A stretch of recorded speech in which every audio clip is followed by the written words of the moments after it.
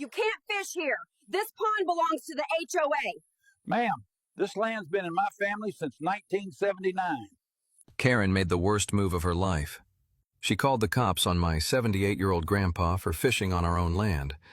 3 minutes later, her HOA lost a $2 million easement, and she never saw it coming.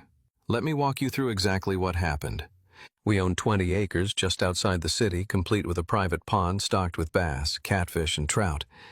It's been in our family for 3 generations. My grandpa built the dock with his own hands, and every Sunday morning, rain or shine, he sits there in his straw hat with a lawn chair, fishing in peace. Right across our fence line sits a fancy neighborhood run by, you guessed it, Karen and her HOA. She's always hated that our land isn't part of their rules. She's pressured us to join more than once, but we always declined. That seemed to set her off. One morning I was on the porch with my coffee when I spotted her storming down the hill, phone in one hand, HOA clipboard in the other. She marched straight to our pond where Grandpa was fishing quietly. "You can't fish here," she barked. "This pond is under HOA control. You're trespassing." Grandpa looked up and calmly replied, "Ma'am, this land has been ours since '79. You're standing on my side of the fence." But Karen didn't care. She immediately dialed 911 and claimed an elderly man was armed and threatening her near community waters. Moments later, the sheriff's car rolled in. And here's the twist. It wasn't just any officer.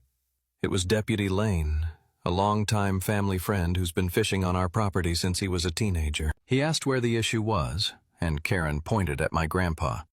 "That man has no right to be here," she said. Lane just shook his head and replied, "Ma'am, this is private property. He's within his rights. You're the one trespassing." Karen froze. And that's when it got even better. I went to the barn, pulled out our survey documents, and found a clause in the deed I had nearly forgotten about. If the HOA ever initiated false claims or legal action against us, all public easement rights across our land would be revoked instantly. Guess what Karen just triggered? Exactly. That meant their shortcut trail to the lake, their ATV path, and even their utility access across our dirt road vanished in 3 minutes flat. The HOA begged afterward, but it was too late. Karen was voted off the board. And Grandpa? Still on his dock, still fishing, still smiling. If you believe property rights should always be respected, comment justice below and share this story so more people see how karma works.